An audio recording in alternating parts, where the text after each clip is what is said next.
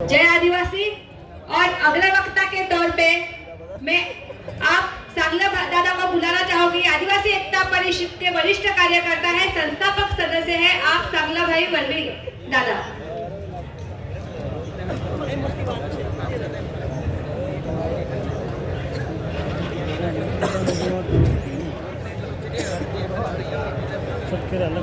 सबको आपकी जय। मेरी जो बात होगी आप लोगों ने यहाँ पर सभी तरीके सुने। मैं आदिवासी एकता परिषद का वरिष्ठ कार्यकर्ता होने के नाते मैं सिर्फ आदिवासी एकता परिषद के तत्वाधान में बात रखूंगा कि ये जो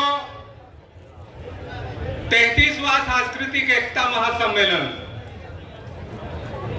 तो हम 1, 2, 3, 4, 5 करके अब 33वें साल में पहुंच चुके हैं। यहाँ पर जो जितने भी साथी आते हैं सभी क्षेत्रों से आते हैं। एकता परिषद से कोई न कोई उम्मीद लेके आते हैं, ये निश्चित बात है। पर जैसे एकता परिषद जो चाहती है आप सब लोगों से समाज को बचाना, कोई भी तरीके से बचाना, उसको राजकीय तरीके से बचाना, सामाजिक तरीके से बचाना, आध्यात्मिक तरीके से बचाना, ये सब कोशिश कर रहे हैं। तो मैं जो बात बोलने वाला हूं, हम कोई जोड़ने के लिए एकता परिषद के कार्यकर्ता घर घर जोड़ने के लिए कभी कतई निकले नहीं है, ये बात सब जानते हैं।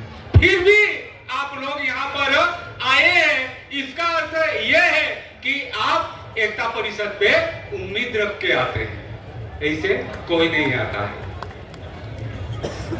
तो मैं हमेशा ऐसे छोटे बड़े शेर से अपनी बात को चालू करता हूं कि इतने साल हो गए, हम कहीं कहीं बिखर गए, किसी के हो गए, जिसके नहीं होना था उसके भी हो गए।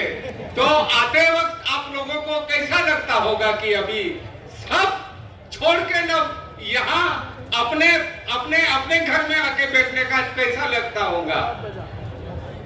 तो ये जो बात है, कई सालों से अपने इलाके में अनेक ऐसी विचारधाराओं का आक्रमण हुआ, जिससे हमारी जो असली पहचान है वो खत्म होने की तादाद में या कोई खत्म ही हो गया है। यानी वैचारिक लेवल पे हम समाज के लिए जीरो पे आके खड़े हो गए, स्थिति में भी हम लोग आ गए। तो ऐसे में एकता परिषद के साथ जुड़ना यानी क्या? कोई घर को जोड़ने के लिए नहीं आएगा, पर एकता परिषद के तत्वाधान में जुड़ना यानी क्या? तो यहाँ पर प्रकृति सुरक्षा की बात आती है। तो इसका अर्थ ये है कि लोग तो कोई कार्यक्रम के प्रोजेक्ट लाके ये करके वो करके, पर आदिवासी समाज जो है वो प्रकृति से मोहब्बत करता है, प्रकृति से प्यार करता है, प्रकृति को मां मानता है। इसलिए मेरा कहने का है, दूसरा कोई बताए तो हम पेड़ लगाएंगे, ऐसा नहीं। आदिवासी एकता परिषद के साथ जुड़ना है, एक पेड़ लगा दे।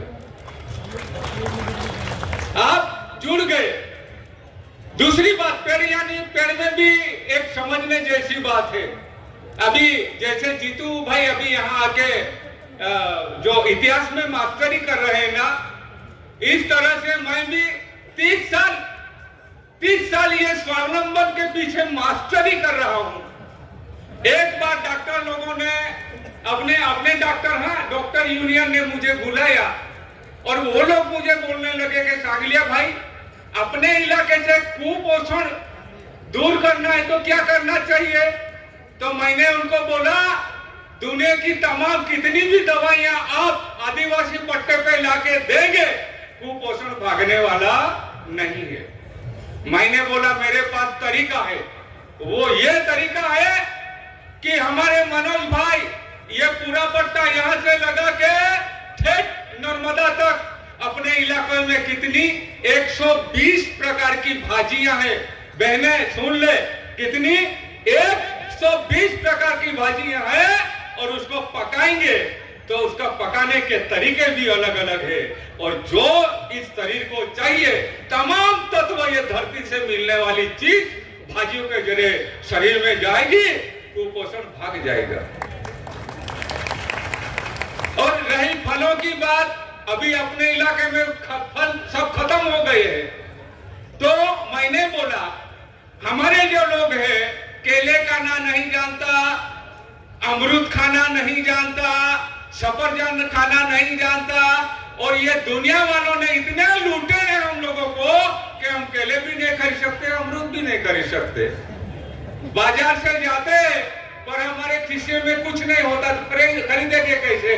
तो मैंने और आप सब लोगों को मैं बताता हूं, फलों के पेड़ लगाना चालू कर दो और सब सब्जियां खाना चालू कर दो, कुपोषण गायब। कोई बाहर से भगाने के लिए आएगा तो नहीं जमेगा, नहीं तो धीरे धीरे हम टट्टू हो जा रहे हैं। टट्टू होने के साथ में ठिंगने भी होते जा रहे हैं और उम्मीद करेंगे लड़ाई करने की, तो कहां से लड़ाई करेंगे? तो ये जो स्वावलंबन वाली बात है, स्वावलंबन। तो दूसरी जो बात है कि आप ये कार्यक्रम चालू कर दो। दूसरी बात है, अगर आपको आदिवासी एकता परिषद के तत्वाधान में रहना है तो इलाके की तमाम परंपराएं, यहाँ की अलग परंपरा है, हमारे यहाँ की अलग परंपरा, राजस्थान की अलग परंपरा है, झारखंड की अलग अलग परंपरा है, वो परंपरा को कबूल कर लो अपनी परंपरा को। एकता परिषद के साथ जुड़ गए और एकता परिषद के तत्वाधान में आ गए। ये सिंपल बात है, पर कोई छोड़ने के लिए तैयार नहीं है क्योंकि बहुत ऊपर चढ़ गए हैं। तो समझने जैसी बात है। हम जैसे बुजुर्ग जो लोग हैं, अंतिम सत्य जिसको बोलते हैं वो बोलते हैं कि शोषण, आज सामाजिक रूप से जो हमारा शोषण हो रहा है वो शोषण इस तरह से हो रहा है कि हमारी परंपरा छोड़ने से हमारा शोषण हो रहा है। इसमें लड़ाई की जरूरत नहीं है, अमल की जरूरत है। मेन जो चीज है वो कोई नहीं बताता, अमल की जरूरत है। खाने में अमल, पीने में अमल, पहनावे में अमल, हर चीज में। जिस दिन आपने अमल चालू कर दिया, आप एकता परिषद के साथ जुड़ गए। ये बात है। ऐसी कई बात है कि तेरी गलियों में आने से आप लोग सब वही हालत में है कि तेरी गलियों में आने से दुश्मनी हो गई जमाने से, है कि नहीं? ये पूरी पार्टियां, पूरे पंथ, पूरे धर्म जा चुके हैं ना। तेरी गलियों में आने से दुश्मनी हो गई जमाने से और तेरे कदमों में झुकने से दोस्ती हो गई जमाने से। देखो कैसे हम एक दूसरे से मिल रहे हैं। तो समय कम है, ऐसी लंबी बातें हैं, पर क्या है, दूसरों को भी चांस देना, इसलिए माफी चाहता हूं सबको। आप दीजिए। बहुत बहुत धन्यवाद।